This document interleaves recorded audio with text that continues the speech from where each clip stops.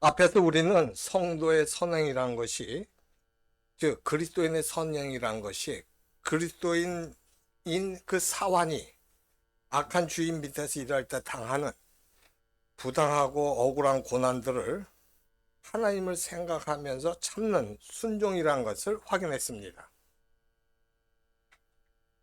여기서 놀라운 건 교회와 성도가 하나님께로부터 부름받은 이유가 세상에서 부당함과 억울함을 당할 때 보복하는 것이 아니라 선으로 악을 갚는 은혜를 드러내기 위해서 부름받았다는 겁니다.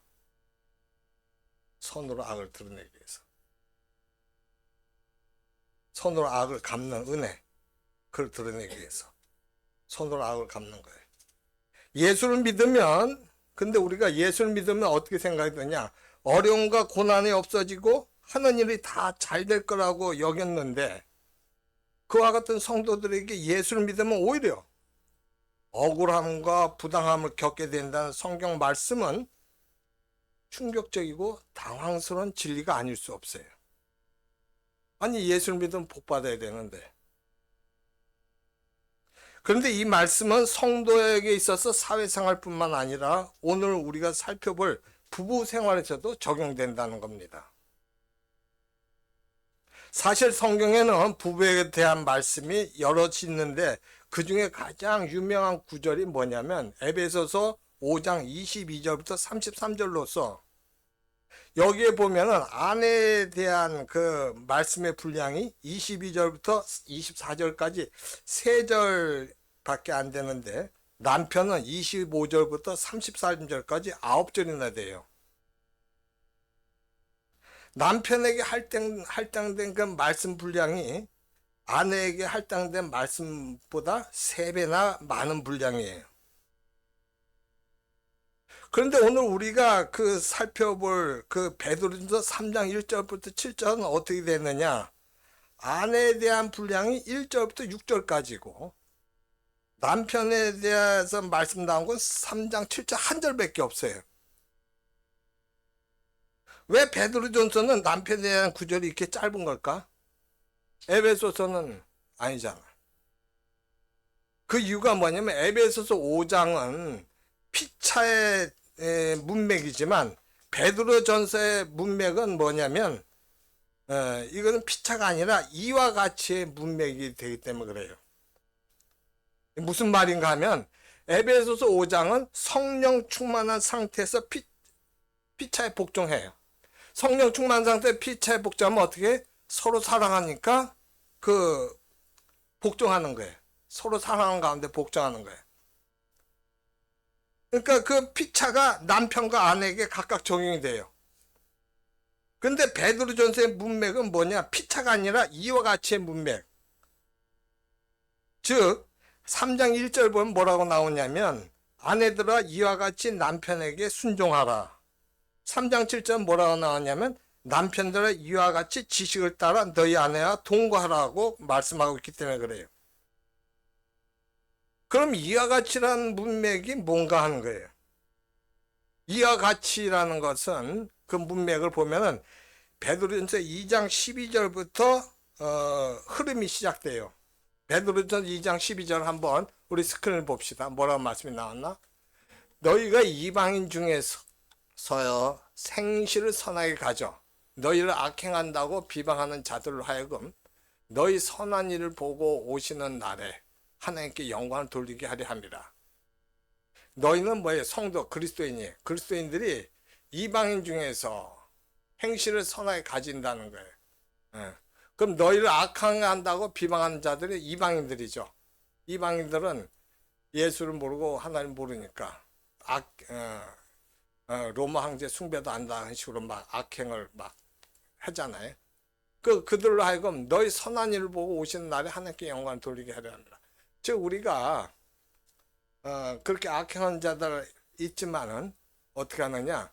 그 행실을 선하게 가지는 거. 왜? 그렇게 함으로 하나님께 영광을 돌린다는 거예요.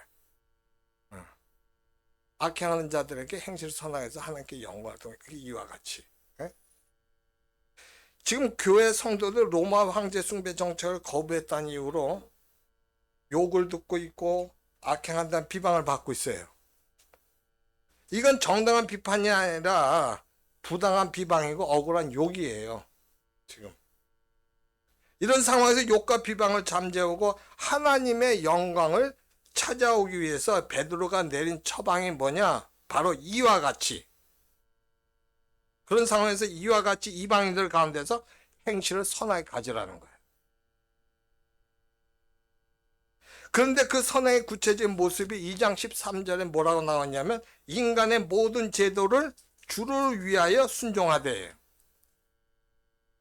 인간이 어떤 법과 제도를 만들어놨을 때 그거를 주님을 생각하면서 순종하는 거예요. 이와 같이가.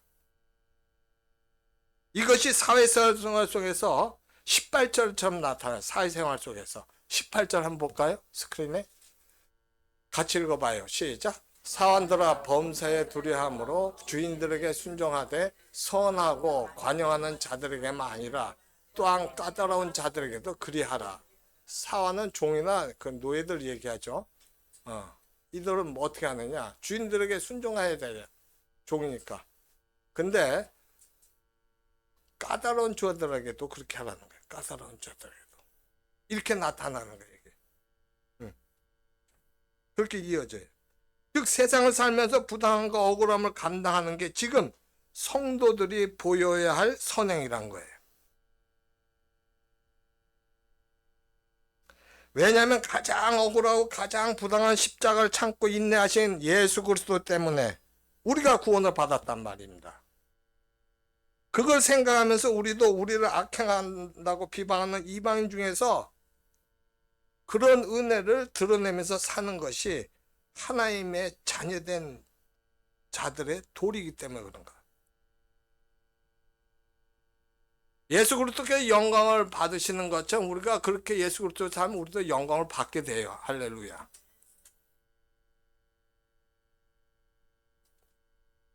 예수 그리스도 고난을 당하신 건 우리의 죄를, 죽음을 없애기 위해서 고난을 당하시면 우리는 사실 우리가 고난을 당하는 건 내 죄성을 없애기 위해서 고난을 당하는 거란 말이에요. 믿습니까? 이게 예수님은 너무 억울한 거예요. 그런데도 예수님은 그렇게 하셨는데 내가 고난을 당하는 건 하나님이 나한테 깨우치라고 하시는 거잖아. 응? 그러면 그렇게 살아가는 우리를 누가 치유하고 회복시켜 주시고 우리를 책임져서 지켜주실까? 삼위일체 하나님입니다.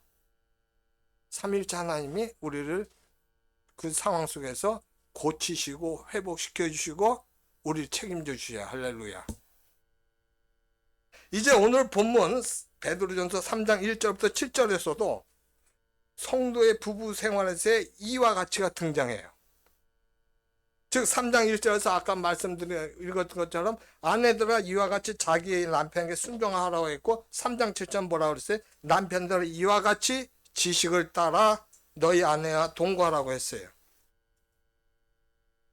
여기서 지금 순종하라는 것은 에베소 5장에서 나오는 피차 복종하는 문맥하고는 다르게 부당하고 억울한 상황에서 하나님을 두려워하는 경외함으로 예수 그리스도처럼 은혜를 드러내는 역할을 감당하라는 성교적 관점의 문맥이에요. 부당함과 억울함의 분량이 누가 더 많을까요? 남편보다는 아내가 훨씬 많고 주인보다는 노예가 훨씬 많아요. 그렇기 때문에 베드로전서에서 아내에게는 그 말씀이 길게 나와 있고 남편에게는 짧게 말씀이 주어진 겁니다. 그렇다면 이와 같이란 성교적 관점에서 아내는 남편에게 어떻게 순종하며 남편은 아내에게 어떻게 순종해야 하는지에 대해서 한번 살펴보기로 하겠습니다. 먼저 3장 1절 보면 그 중에 뭐가 나오느냐. 3장 1절 중에서 아내들아, 상반절에 아내들아 이와 같이 자기 남편에게 순종하라 해서 여기 남편은 불신자예요. 여기 나오는 남편은. 그걸 어떻게 할 수 있냐면 그 하반절에 보면 뭐라고 나와요? 그 아내 행실로 말미암아 구원을 받게 하리니 그러잖아요. 구원을 받아야 될 사람이니까 불신자라는 걸 알 수 있죠. 이 당시에 로마에서 여성들의 지위는 형편없었어요. 어느 정도로 지위가 형편없었느냐? 아내를 빌려줄지언정 돈은 빌려줄 수 없다는 말이 유행할 정도로 아내란 지혜가 형편없어. 돈을 빌려줄 아내는 돈은 못 빌려주면 아내는 빌려줄 수 있다는 말이에요. 그 정도로 형편없었다고. 뿐만 아니라 아내는 무조건 남편의 종교를 따라가야 했어요. 남편이 믿는 종을 무조건 따라가야 되는 거예요. 그런 상황에서 아내가 예수를 믿고 남편의 종교를 따르지 않게 된다면 그 자체가 불순종하는 거죠, 남편한테. 이처럼 예수를 믿지 않는 남편의 입장에서는 예수를 믿는다고 남편의 종교를 거부한 아내가 곱게 보일 리가 없는데, 곱게 보일 리 없어요. 여기에 여자가 또 다른 불순종을 더하면 그건 뭐냐? 내가 남편의 구원을 포기하는 거다. 그런 식으로 돼버려요. 그렇기 때문에 베드로는 믿지 않는 남편과 함께 사는 아내가 남편에게 순종함으로써 남편이 아내가 믿는 기독교 신앙에 대해서 다시 생각할 수 있는 기회를 제공해서 남편을 구원하라고 권면하는 거예요, 지금. 한 가지 주의할 건 뭐냐면 성교적 차원에서 아내의 순종을 말하는 이 구절을 믿지 않는 사람과의 결혼을 정당화하는 변명으로 사용해서 안 된다는 거예요. 내가 저 남자를 구원하기 위해서 내가 예수 믿는 상황에서 결혼한다. 이거하고는 다르단 말이에요, 이 말이. 왜냐하면 지금 이 상황은 남편과 아내 둘 다 예수를 믿지 않다가 아내가 먼저 복음을 받아갖고 예수를 믿게 되어가서 아내가 남편을 구원하기 위해서 말한 것이지, 처음부터 여자는 믿고 남자는 믿지 않는 상황에서 결혼을 권한다거나 결혼을 통해 믿게 하려는 말씀이 아니기 때문에 그런 거예요. 무슨 말씀이 이해가 가지요? 그렇다면 이런 상황에서 어떻게 아내가 남편을 구원할 수 있을까요? 그건 1절 하반절에 나오는 말씀 보면은 이는 혹 말씀을 순종하지 않는 자라도 말로 말미암지 않고 그 아내의 행실로 말미암아 구원을 받게 하려 함이니입니다. 말씀을 순종하는 자지 않는 남편이라도 말로 하지 말고 뭘 해야 되느냐? 행실로, 아내가 행실로 해서 구원받게 한다는 거예요.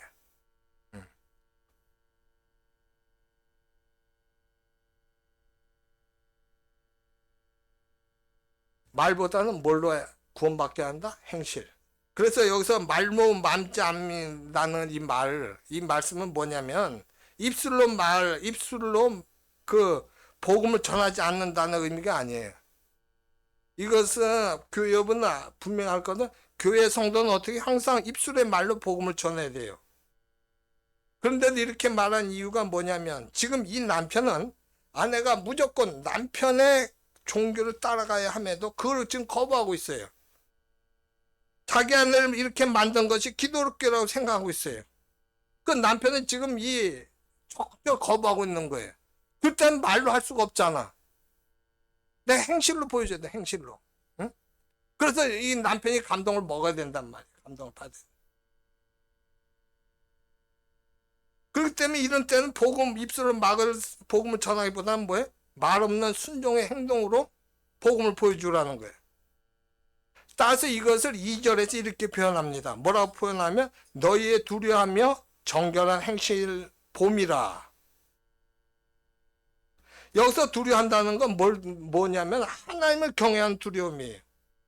믿는 아내가 하나님을 경외함으로 자신을 어렵게 하고 힘들게 하는 믿지 않는 남편에게 순종하는 것 자체가 정결한 행실이 되는 거예요.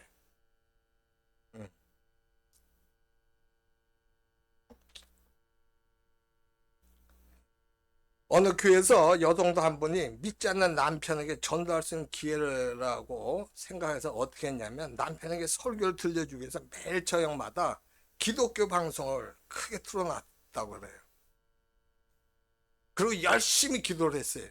남편 믿게 달라. 그러다 어느 날 이 여성도가 담임 목사님 찾아가. 그래갖고는 말하기를 뭐라고 그러냐. 요즘 제 남편이 아예 집에 들어오질 않아요.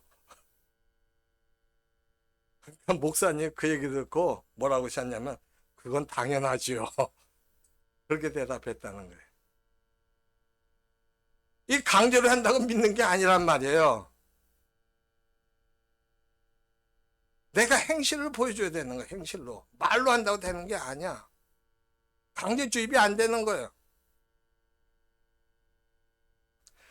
그 성 어거스틴 알죠? 어거스틴. 기독교의 거장. 그 유명한 그 성 어거스틴 어머니가 모니카란 말이에요. 모니카. 여러분 이 모니카가 아들 어거스틴을 구원시키기 위해서 얼마나 정말 오랫동안 기도를 했는지 몰라. 그래갖고 정말 어거스틴이야말로 기독교에서 최고봉의 그 분인데 그래서 그렇게 됐어요. 근데 이 그 어거스틴 어머님 모니카가 그것뿐만 아니었어요. 기도를 통해서 방탕한 남편도 죽기 직전에 주님께로 돌아오게 만들었어요. 남편을 향한 그 애끓는 기도가 영광스럽게 응답된 거죠. 남편을 위해 기도하면서 남편을 극진히 섬기는 그 어머니의 그런 모습이 아들에게 아주 깊은 감동을 줬어요. 그래서 어거스틴이 그 여러 가지 책을 썼는데 그 중에 그 유명한 참회록이라는 책을 보면 다음과 같은 얘기가 나와요. 우리 어머니는 아버지를 마치 주님 모시듯 했다. 기도를 하면서 행실을 한 거예요. 정결한 행실을. 주님 모시듯 했다. 모니카의 이런 태도가 깊은 감동을 줘갖고 마침내 그 남편을 예수 그리스도 앞으로 인도할 수 있게 됐던 겁니다. 여기서 한 걸음 더 나아가 베드로는 이걸 믿는 아내가 해야 할 단장이라고 표현하고 있어요. 단장이다. 우리 3절과 4절 한번 볼까요? 여기 보면 이런 말씀이 있어요.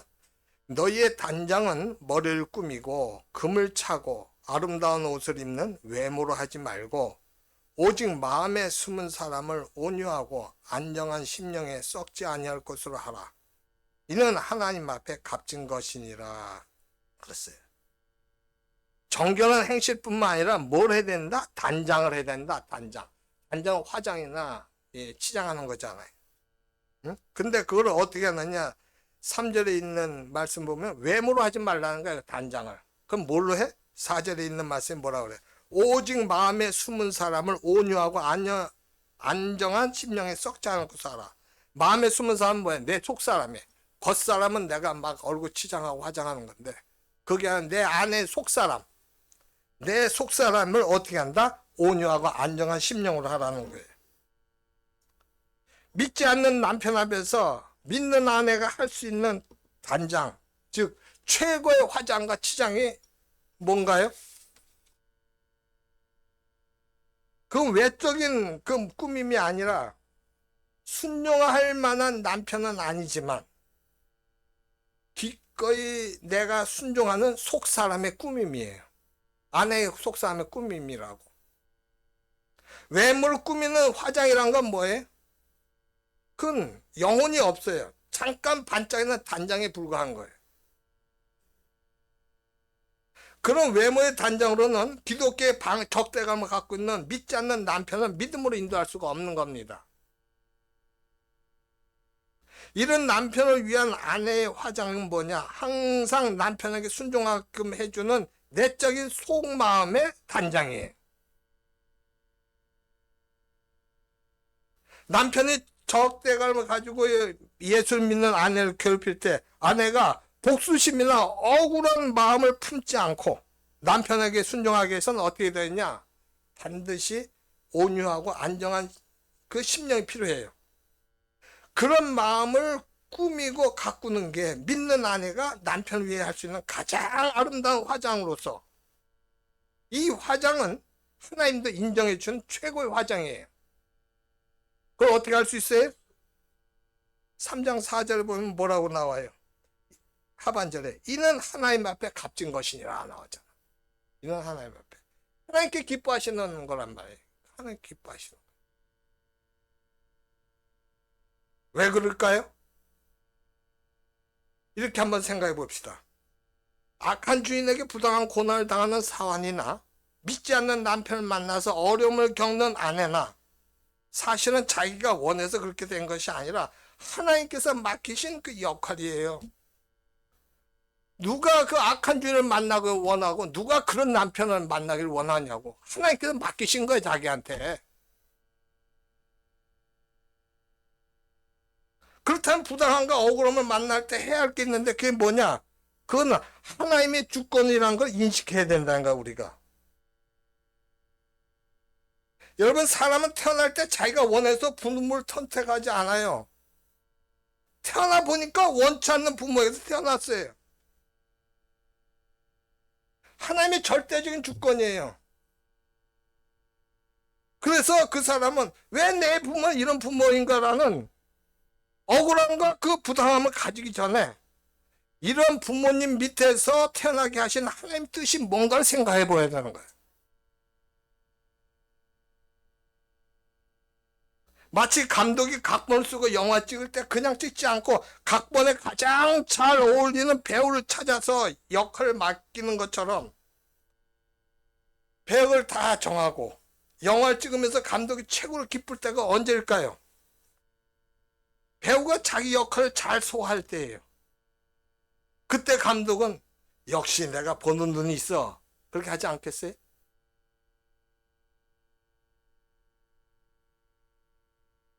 동일하게 악한 주인 밑에서 고생하는 사원이나 믿지 않는 남편이 주는 그 어려움을 겪어야 하는 아내는 왜 나만 이런 억울함과 부당함을 당해야 하는가라는 생각이 들 때 이 부당함과 억울함이 감독 대신 하나님께서 내게 맡기신 내 배역일 수 있다는 생각을 할 수 있어야 한다는 겁니다.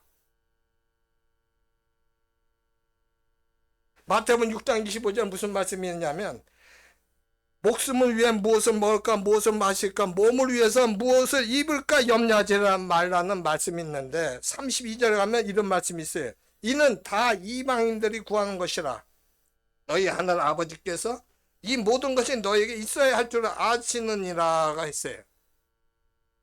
이게 무슨 뜻이에요?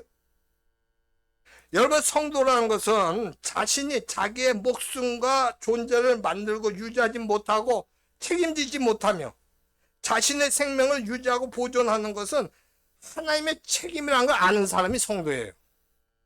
내가 내 목숨 유지하고 보존하지 못해. 누가 해줘? 하나님이 해주시는 거야. 그걸 아는 사람이 성도야. 불신자는 그걸 자기가 해야 된다고 생각하지만.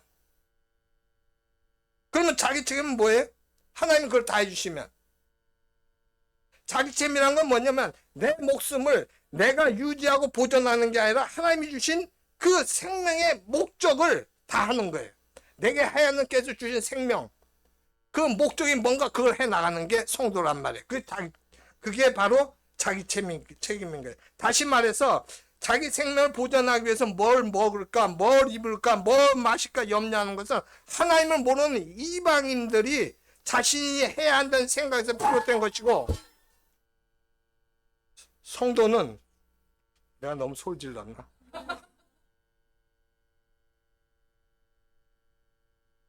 성도는 그걸 하나님께서 책임져 주시는 걸 알기 때문에 모든 걸 하나님께 맡기고 자신은 생명을 주시는 하나님의 의대대로 그 책임을 다하는 거예요. 이게 성도예요.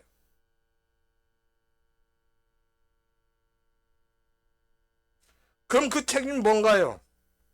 마태복음 6장 33절 보면 먼저 그의 나라와 그의 의를 구하라. 먼저 하나님 나라와 하나님의 의를 구하라는 거예요. 여기서 그 하나님의 나라 의를 하나님의 의를 구한다는 건 뭘 얘기해요? 하나님의 통치에 순종하는 걸 말해요. 내가 하는 게 아니라 누가 통치해? 하나님이 통치하는 거예요. 하나님께서 나쁜 말 온 세계를 우주를 통치하시는 거예요. 그걸 내가 믿고 내 모든 걸 하나님께 맡기고 난 단지 하나님께서 내게 주신 생명, 그 생명을 가지고 그 목적을 다 하는 삶 사는 거예요. 말씀 따라 예수님께서 하신 것처럼 사도 바울이 사는 것처럼 내가 원하는 대로 살지 않고 하나님께서 명하신 대로 살아서 나란 존재가 하나님의 통치 아래 순종하고 있을 때가 가장 복되고 영광스럽다는 걸 드러내는 것이 성도의 책임이란 거예요. 그게 내 책임이에요. 여러분의 책임이고. 근데 문제는 뭐냐면 그것이 대부분 내가 좋은 걸 누리고 멋있는 역할을 소화할 때보다는 부당함과 억울함과 고난 속에서 하나님을 경외함으로 자신의 역할에 순종하는 걸 통해서 더 그것이 선명히 드러난다는 거예요.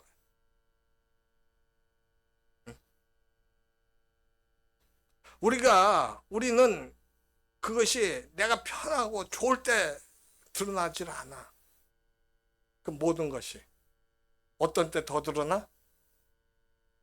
부당하고 억울한 상황에 있을 때.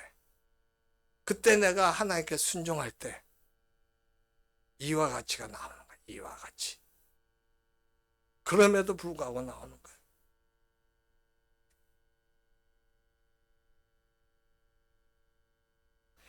믿지 않는 남편이나 가족과 함께 살면서 고통과 억울함과 부당함을 당하는 분이 계셔요.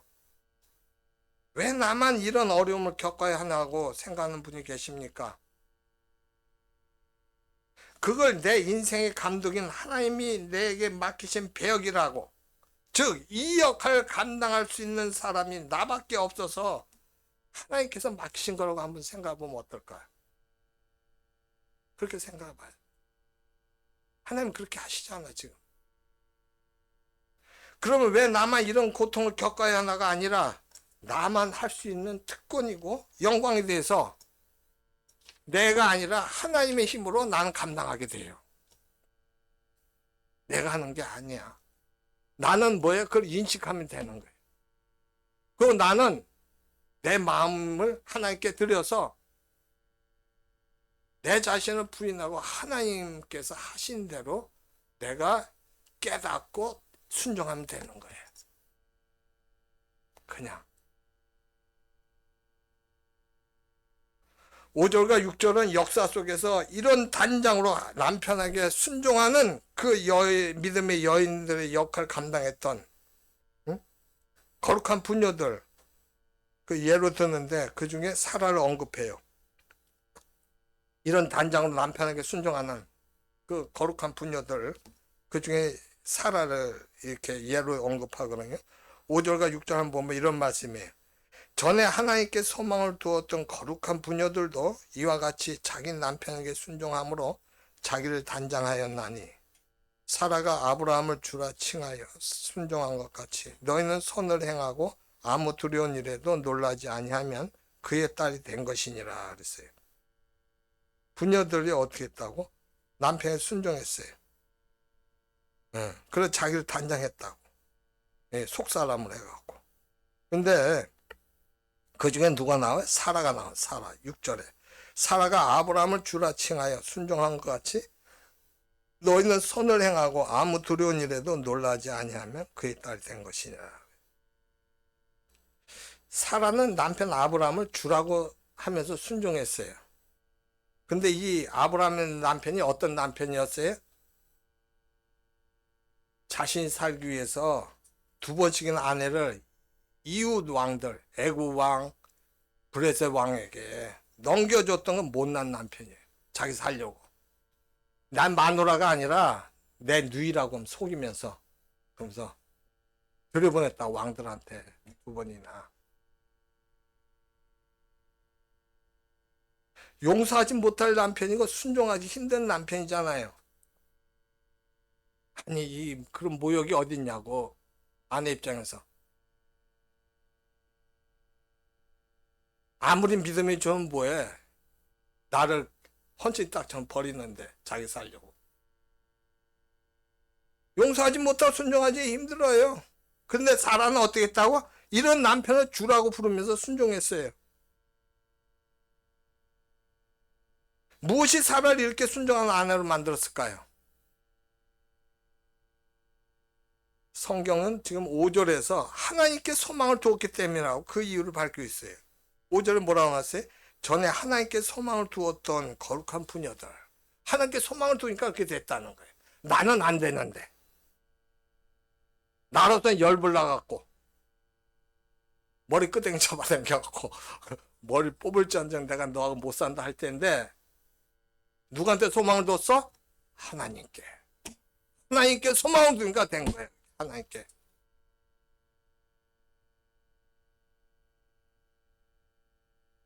더 이상 살아가기 힘들고 순종할 수 없는 남편에게 온유함과 안정함으로 순복하게 하는 거는 내 인생이 감독되신 하나님께 소망을 둘 때 가능하다는 말씀이에요.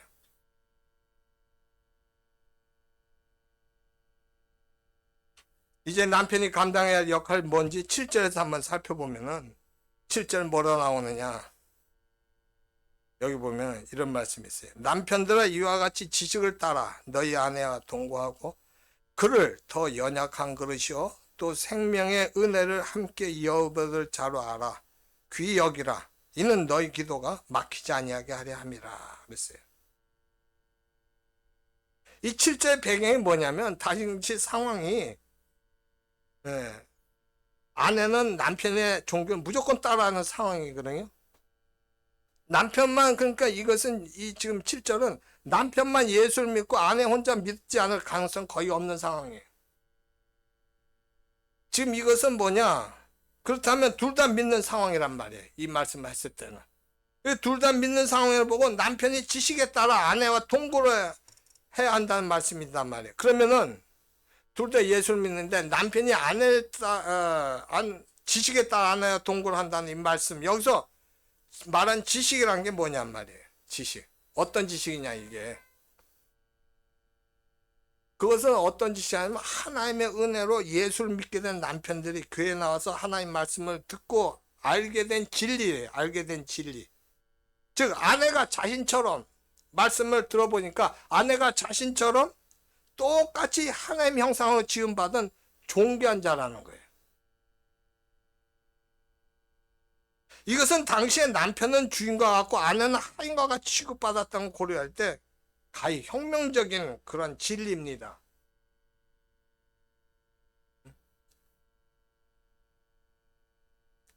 따라서 이 지식은 하나님의 형상인 부부가 남편은 교회를 위해서 자신을 다 내준 예수 그리스도의 역할을 하고 아내는 교회가 그리스도께 복종하듯 복종하는 역할을 맡았다는 것을 배우는 걸 말하는 거예요.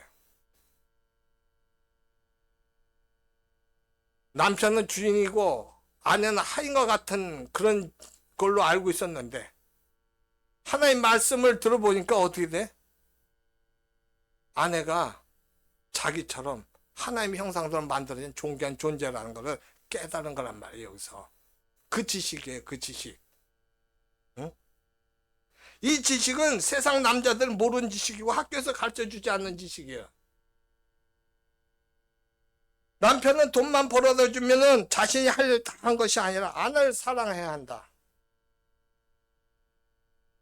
하나님께서는 아내가 남편에게 사랑받고 존중받으며 배려받는 것을 통해서 행복을 느끼고 하나님의 도우심을 맛보도록 지으셨어요. 세상의 모든 게 다 주어져도 남편의 사랑과 배려가 없으면 행복할 수 없는 존재가 바로 아내다. 남편은 그 지식을 갖고 아내와 동거해야 한다는 거예요. 그 지식. 아내도 존귀한 자라는 지식. 또 아내는 남편보다 더 연약한 그릇이라는 것을 기억해야 돼요. 육체적으로 남자보다 약하고 정서적으로 더 섬세하고 예민해요. 그렇기 때문에 말을 해도 조심스럽게 아내에게 해야 되고 마음을 다해 보살펴야 돼요.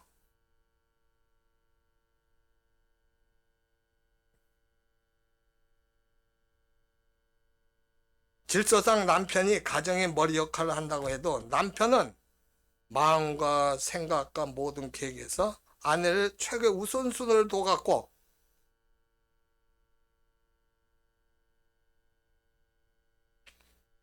아내가 남편에게 귀히 여김을 받고 있구나 자신이 알게끔 해줘야 된다는 얘기예요. 그럼 무조건 뭐 좋은 거 사주고 그런 게 되는 게 아니잖아요. 내 마음을 표현하면 되는 거. 응? 그렇기 때문에 부부로 함께 살면서 아내가 어떤 생각과 감정을 갖고 있는지 모르고 산다면 그것은 지식에 따라 동거하는 것이 아니고 귀하게 여기는 것이 아니란 말입니다. 아내는 단지 남편의 사회생활을 뒷바라지하고 성공을 돕는 수단으로 주어진 존재가 아니라 함께 생명의 유업과 하나님의 은혜를 이어받을 귀한 동역자가 되는 겁니다. 그래 되는 거예요.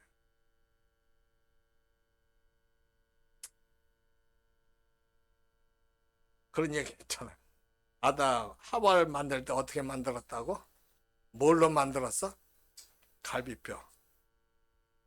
하나님께서 왜 갈비뼈로 해서 만들게 하셨어요? 아담의 발가락으로 만들었으면 어떻게 돼? 그 아담의 발이란 얘기가 되잖아. 아담의 머리로 만들었으면 아담보다 머리가 되는 거 아니에요? 갈비로 만든 건 왜 그래요? 동등하다는 얘기지. 동등하다. 응?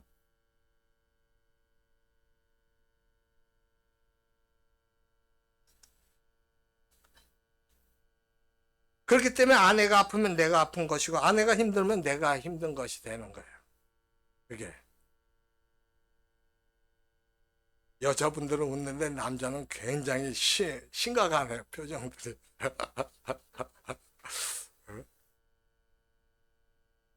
그런데 잊지 말아야 할 게 있는데 뭐냐면 그건 남편과 아내는 둘 다 죄의 본성을 갖고 있는 죄인들이라는 거예요. 여러분 죄인 한 사람이 살아서 얼마나 문제가 많아요. 근데 부부가 된다는 건 뭐예요? 죄인 두 사람이 함께 사는 거예요. 그렇다면 서로에게 섭섭한 점이 발견될 때 어떻게 해야 되겠어요? 당연하다고 생각해야 된다는 거예요. 왜냐하면 죄인들이잖아. 중요한 것은 상대가 죄성을 드러낼 땐 참아야 하고 당연한 것을 여기면서 견뎌야 하지만 내가 죄성을 드러낼 땐 당연하다고 생각해서는 안 된다는 거예요. 왜냐하면 그게 자기 합리가 돼버리거든. 우리가 예수님 믿는 이유가 뭐예요? 우리 죄를 이기는 삶이란 말이에요. 그럼 내가 죄 져놓고 당연한 거 그렇게 되면 어떻게 돼? 이건 엉망진창이 되는 거예요. 상대방일 땐 내가 받아들일 수가 있잖아. 아, 죄인이다. 그렇지만 나는 내가 바른 하나님의 자녀로 살려면 그렇게 하면 안 되는 거지. 그때는 어떻게 하느냐? 내가 죄를 지었다. 내 죄성을 내가 알았을 때는 그냥 넘어가지 말고 속히 회개하고서 하나님의 은혜로 죄성을 이기게 해달라고 기도해야 되는 거죠. 그래 내가 올바른 하나님의 자녀로서 하나님 나라를 이루어갈 수가 있잖아. 그게 지식에 따라 동거하는 거예요. 서로에게 상대의 죄성이 아니라 하나님의 은혜를 드러내는 부부가 되시기를 바랍니다. 앞으로 미래의 부부 될 사람도. 그래야 7절처럼 기도가 막히지 않아요. 기도가 안 막혀. 여러분이 이제 결혼했고 살았던 분들, 좀 살고 있는 분들, 또 앞으로 그런 분들은 알죠. 그런데 부부 싸움하고 나서는 기도가 안 돼요. 먼저 가서 화해를 해야 돼요. 그래야지 기도가 된다고. 내가 그냥 와우 분이 차갖고 있는데 무슨 기도가 되냐고. 안 돼. 이거 해결해야 돼. 그래서 에베소서 그 말씀 있잖아. 분을 참지 말고 분을 그냥 하루가 넘기도 하지 말라고 했잖아. 그거예요. 그 다음은 아무것도 못해요. 또 그래서 그렇게 할 때 기도가 안 막히고 또 세상에 이런 부부를 보고 하나님의 선하심을 알게 됩니다. 우리 이 시간 하나님 앞에 한번 기도해요. 하나님, 여기서 이제 제가 그냥 이렇게 이 성도의 부부 생활, 이 말씀 자체가 부부로 그러는데 가족으로 해도 돼. 내 가족. 내 가족에서 내가 어떻게 할 것인가 하는 거예요. 응? 그걸 내가 생각해 봐야 돼. 그것은 뭐냐? 하나님께 내게 맡기신 배역이나 하나님께 내게 맡기신 배역. 내가 그걸 계속 원망을 하면 어떻게 돼요? 그건 악한 영이 노리는 거예요. 원망해라, 원망해라. 그렇게 하는 거예요. 근데 하나님께서 내게 맡기신 배역이구나. 하나님, 내가 이 상황에서 이렇게 어려움을 당하는데 그렇다면 이것을 하나님께서 날 책임져 주시면 내가 아니까 하나님, 이거를 하나님께서 맡아주세요. 전 말씀에 그냥 순종하겠습니다. 제가 저를 부인할 수 있게 해주세요. 내가 부인하지 않으면, 내가 날 부인하지 못하면, 안 하면 절대 이건 해결을 못해요. 이 죽을 때까지, 이 세상 떠날 때까지 이렇게 맺혀 있게 돼요. 그게 뭐예요? 한이에요, 한. 그걸 내가 털어놓는 게, 하나님 앞에 털어놓고 예수님의 이름으로 이겨낼 수 있게 달라는 게 그게 용서예요, 용서. 내가 하는 게 아니라 누가 하는 거예요? 하나님이 해주시는 거예요. 내가 기도를 하게 되면 내 마음뿐만 아니라 그 기도 대상자의 마음까지도 어루만져 주셔요. 하나님, 내가 이렇게 사는 건 하나님께서 나에게 이렇게 주신 환경입니다. 상황입니다. 그러니 내가 하나님 원망하지 않게 하옵소서. 이거 진짜 이거 오래 가요. 여러분 진짜 해결 안 됩니다. 이거 안 되면은 해결 안 돼요. 부부 생활, 가정 생활. 내가 정말 바로 서야 될 게 어떤 것인가. 하나님께 소망을 두니까 살아도 아브라함 같은 사람을 이렇게 주라고 그랬죠. 주라고. 우리가 하나님께 소망을 두게 해달라고. 주 3장을 기도합시다. 주여! 주여! 주여! 주여 아버지.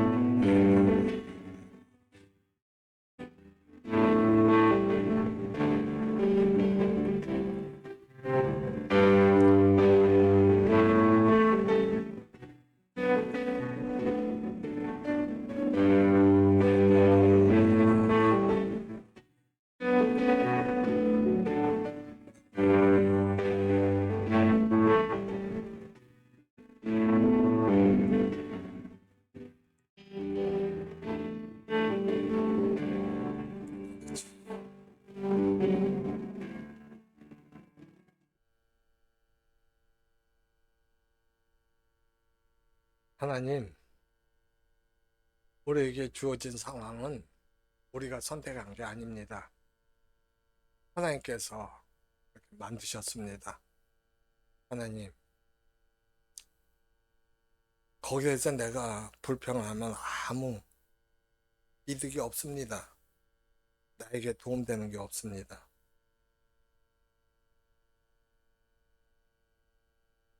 하나님께 소망을 두고 모든 걸 이겨나가는 저희들 되게 하옵소서.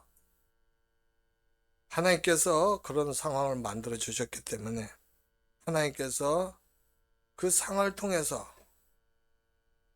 우리가 편하게 있든 어려운 상황에 있든지 하나님께서 그 상황을 통해서 또한 우리로 하여금 예수를 닮아가게 하신다는 것을 깨닫게 하옵소서. 내가 주인이 되면 해결 못합니다. 내가 주인이 되면 그 상황에 불만이 있을 수밖에 없고 상대방에게 불만이 있을 수밖에 없습니다. 근데 우리 상황, 살아가는 세상 자체가 내가 주인 되지 않으면 못 사는 것처럼 돼 있습니다. 근데 하나님께서는 베드로를 통해서 말씀하시기를 이와 같이라는 문맥에서 성도의 선행으로 이겨내라고 하십니다. 우리가 이와 같이를 통해서 이겨낼 때 우리는 에베소서에 있는 것처럼 피차 서로 사랑하게 되는, 성령 충만함으로 서로가 사랑하게 되는 그런 단계까지 이룰 줄 믿습니다. 우리가 이와 같이, 내가 이와 같이 살아가는 상황이지만 내 자신을 부인하고 하나님께 기도하며 하나님 말씀으로 순종함으로 말미암아